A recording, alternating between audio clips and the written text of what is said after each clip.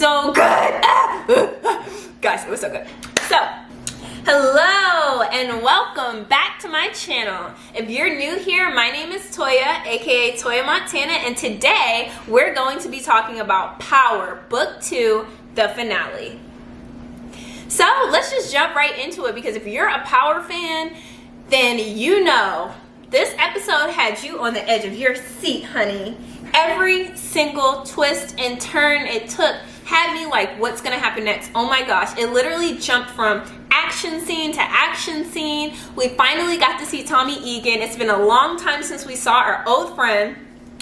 So guys, we're just gonna dig right in. You know, this, spoiler alert, we will be discussing everything that happened in the finale. So if you haven't seen it and you want to see it before we talk about it, then go ahead and click out this video, watch it, and come back to your girl. Also, if you're new here, go ahead and subscribe, because you're gonna love my content. I keep it real and I keep you entertained, especially during quarantine.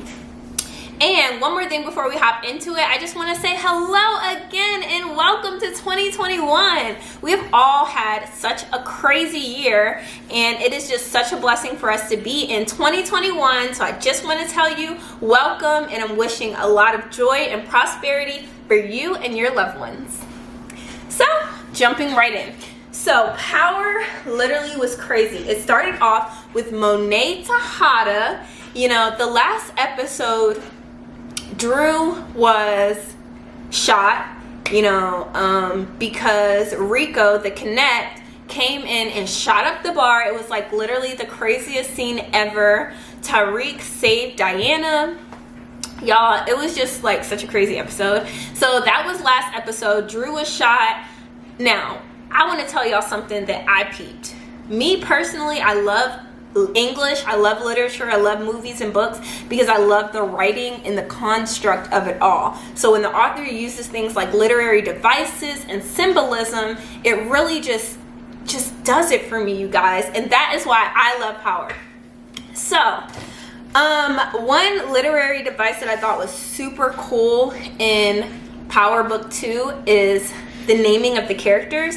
If you notice, Kane's name is Kane, and for those of you who know biblical references, we know that Cain in the Bible killed Abel. So when Drew was shot, I literally thought he was gonna die, because Cain was responsible.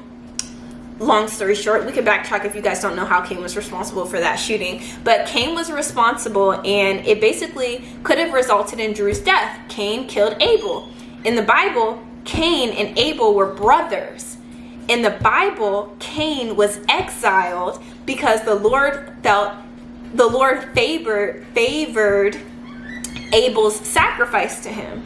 So Cain became extremely jealous and was exiled from his family. Just like on Power, we have Cain, who's exiled from Monet and the Tejada clan, and we have Drew, who could have died because in the Bible Cain killed Abel. So I just wanted to bring that to your attention. If you didn't already know that, I thought that is like the coolest thing ever. I pretty much banked on that when Drew got shot. I was telling my boyfriend, I was like, oh my gosh, like he's gonna die because Cain killed Abel. He's gonna die. It's Cain killed Abel. And he's just like, he's not gonna die.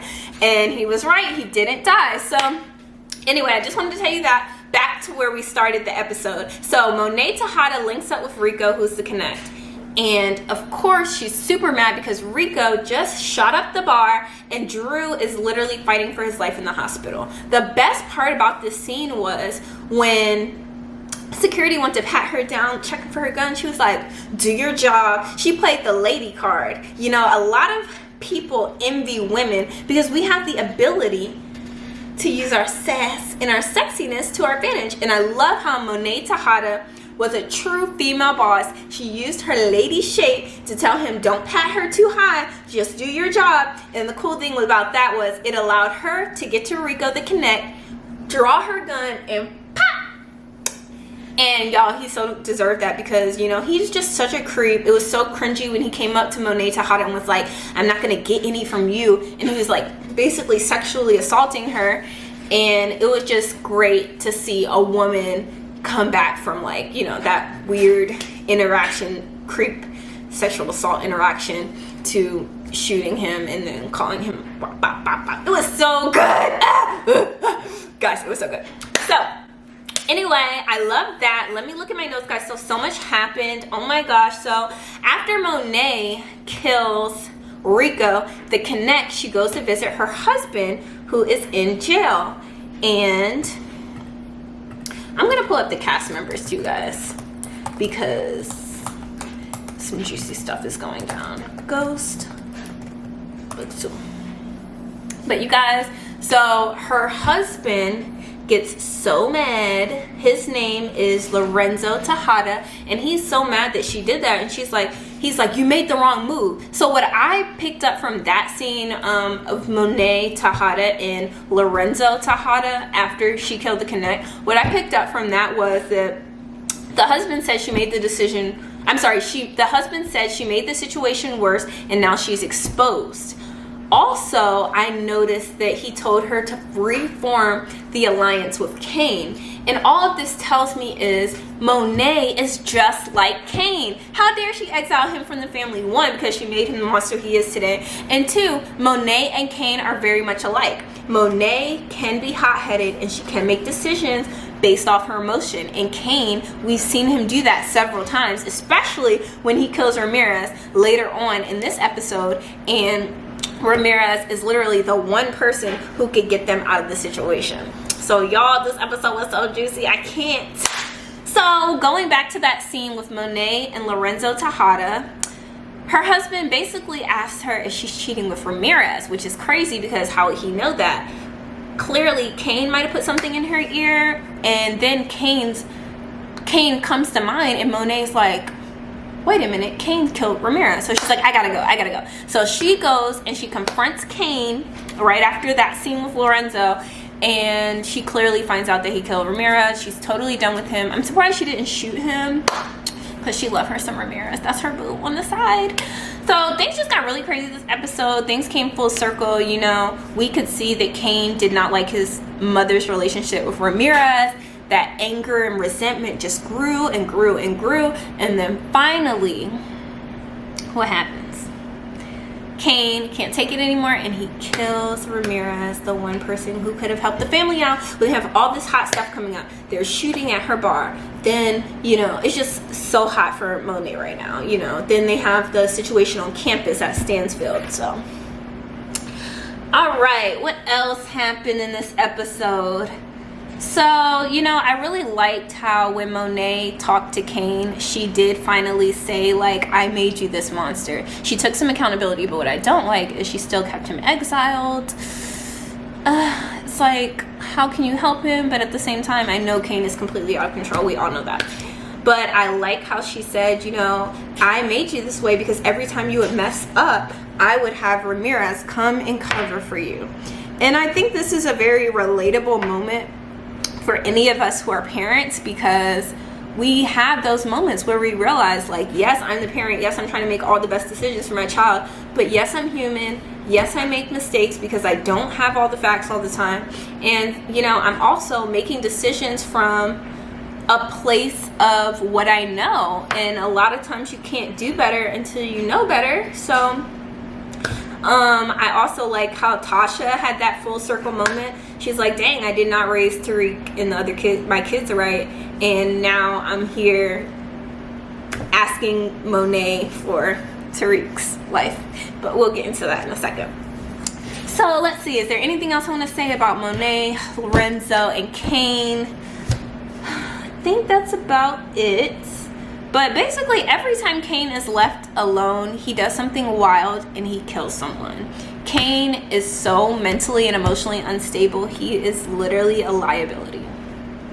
So, I think it's really cool that Tariq spoke out in court. I love that when he was in court, he had, you know, Tamika feeding him what to say, and, you know, it was really smooth how they brought Saxe down. They basically were just like, you had somebody follow me. But what I didn't like about that scene in the court was that Tariq did not expose the niece. And to me, that was like, you know, in 48 Laws of Power, the book, when they tell you to finish your enemies completely, I feel like he did not complete the job. We do not let our enemies breathe so they can get back up and strike us again. Then, as soon as, you know, he didn't say anything in court like, oh, Saxe's niece is the unofficial person who has been following me, who drugged me, who followed me to the grave site, got the confession, etc., etc. What should have happened was he should have called her out so that everybody could have got their slap on the wrist, because as soon as he didn't do that, she left and went to talk to Brayden. So I actually would like to talk about that moment. I feel like there was a lot of foreshadowing going on in that moment. When Riley and Brayden had their conversation, it was really clear to me that, you know, she really did care about Brayden, and that she did want to warn him about Tariq, because Brayden really doesn't know the real Tariq, and he never gets all of the story, just like Monet never gives Zeke all the story. Brayden just blindly trusts Tariq. It's crazy. You know, Riley did try to warn him, you know, child, I have a feeling that somebody is going to try to come. Well, I did before the episode was over. I was like, before, somebody's going to try to come and kill Tariq, because Tariq got a lot of people after him. He got he has Kane after him. He has Two-Bit after him. You know, he has people who are really trying to kill him. He has Tommy after him. So it just gets super freaking crazy. So what else? Welcome back, Tommy Egan. I still can't believe that Tommy came. Like, okay, so Tommy Egan totally wants Tasha dead, because Tommy Egan's lover Lakeisha was killed by Tasha. This is really crazy because they were best friends, but Lakeisha was about to snitch because she didn't know what to do. So y'all, what would you do if you were Tasha? Seems like Tasha and Tariq have a lot of similarities, because they always come down to, like, they have no choice, they have to kill these people. So that's just something that I wanted to note. I really love how Tommy came back in, and you know, Tariq's first reaction is to tell his uncle Tommy, how, you know, I didn't just kill my dad for no reason. I had to kill Ghost because Ghost was going to make me turn myself in for killing Ray Ray, you know, in revenge for him killing Raina, and he was gonna have my mom, you know, arrested for killing Lakeisha. I had no choice. I had to kill him. I did what I had to do. And that is like the constant theme when it comes to Ghost, Tariq, and Tasha. So I thought that was a very powerful moment. So let's get into Tariq's master plan. So Tariq's master plan is, you know, so basically him and Tasha, they are almost clear. They're almost out of the woods, but now they have this issue where if she pins the murder on Tommy Egan, now Tommy Egan is going to kill her. So they're like, oh, we could go to Witsack, and they're like, but then, you know, it couldn't be safe, and just so many things. So Tariq comes out with this plan where he tells Tasha to go, because she comes to him and she's like, I need you, like, to come with me right now. Tommy just shot at the bar at Monet's. He tried to kill me, and I need you to come with me because Tommy is crazy and he's coming to kill you.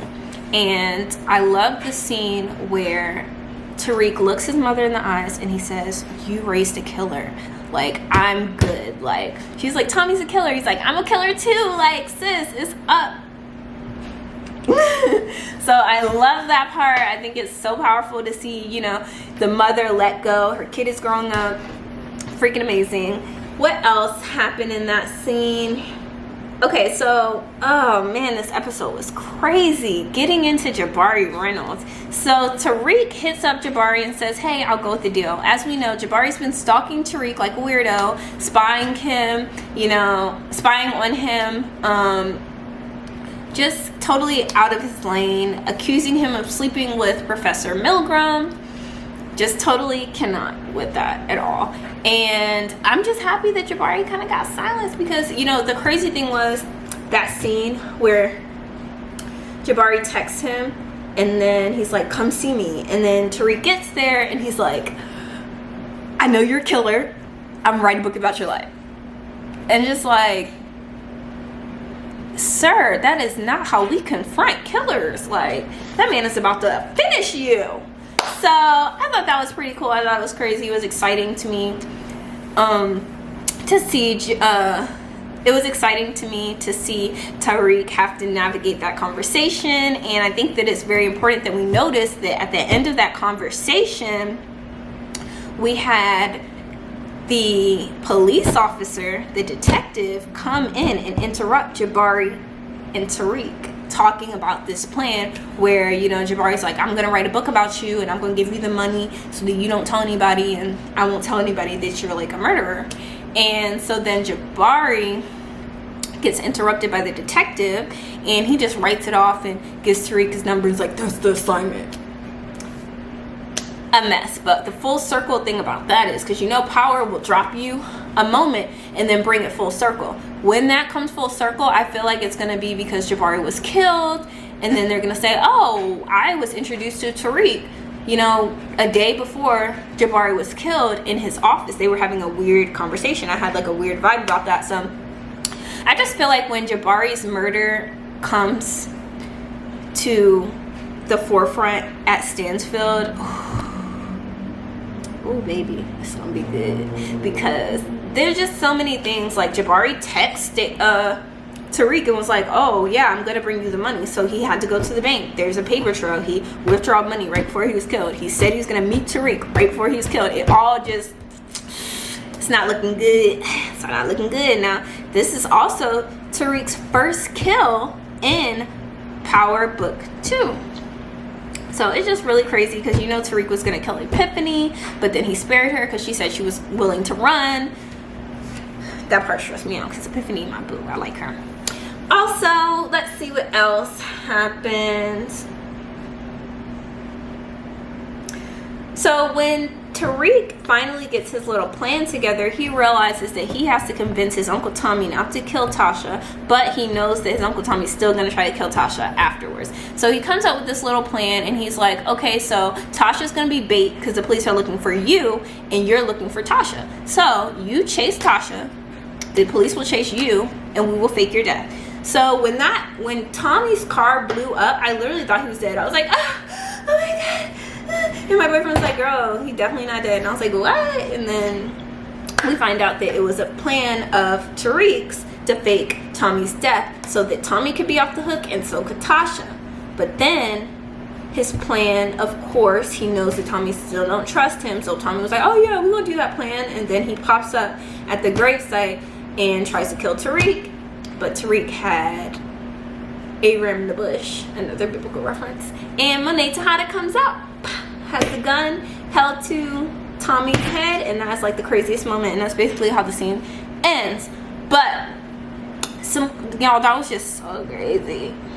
So I also want to point out that during that whole escapade of, you know, Tasha being the bait and hook, and then we have Tommy following her for the police and stuff, yo, Saxe is a freaking mess. Saxe is literally like the dirtiest person in the police force, because this man literally told Tasha while she was driving away from a deranged man who's trying to kill her, like, circle back because I think we lost him. Like, what? He literally tried to risk her life. Did you guys peep that? Because I thought that was super crazy. If you peep that, go ahead and drop a comment down below and tell me how crazy Saxe is. Saxe will do anything to get the criminal, and that's why all his cases be getting thrown out. That's why Riley was a mess when she drugged him. Like, he's out of control. Okay, so I also thought it was interesting how Cooper Saxe and Davis McLean decided to link up at the end, because they both did this whole messy job, and now they, you know, they lost positions and people. So Davis McLean lost his mistress because she no longer wants to work with him because he's so far unethical. He's just too far gone. But there's someone who loves that unethicalness, and that would be Cooper Saxe. So they're a great team. I thought it was funny how at the end Cooper Saxe was told by Davis McLean to grab some of the confidential government files on the way out. Because it's just so like them. They're so unethical and they just lack morality. It's terrible. But guys, this episode was literally crazy. Like, so let's get to the scene where Tariq is confronted by Kane. This is actually one of my favorite scenes because I feel like Kane is just such a misunderstood soul. Oh my god, I actually really like Kane. but he's just so misunderstood. He's so irrational, and he makes decisions way too fast. But it was very powerful when Tariq and Kane sort of had their heart-to-heart while Jabari was bleeding out, because they needed to have that moment. It was the reason why all of this stuff has been happening. They haven't had their moment where they could see eye to eye, they could hash out the issues. Yes, Kane is jealous of Tariq because Tariq now has his mother's attention, and Kane was always the one that they needed to enforce things, so he was always needed. Now he feels like he's no longer needed. So it's just very powerful, and it's very important for both of them to hash that out, have that debate, and, you know, get to the bottom of it so that the family can be together. Because I don't know if you guys noticed, but when Tasha went to ask Monet for Tariq, she didn't know it, but she was sending her kid off to his new family with his new mother. You know, she was like, I'm asking for his life, and then, you know, that scene was interrupted by Tommy shooting up the place. But let me tell you guys, she was definitely giving him up and didn't even realize it. So I thought that scene was super powerful for those two ladies. So Professor Milgram and Zeke, they are so cringy. I don't know how you guys watch them be intimate. I just be like, ugh. So cringy. Professor Milgram and Zeke, I actually have a nickname. I call her Professor Pilgrim because I just do. And Zeke is so silly, I just can't with him.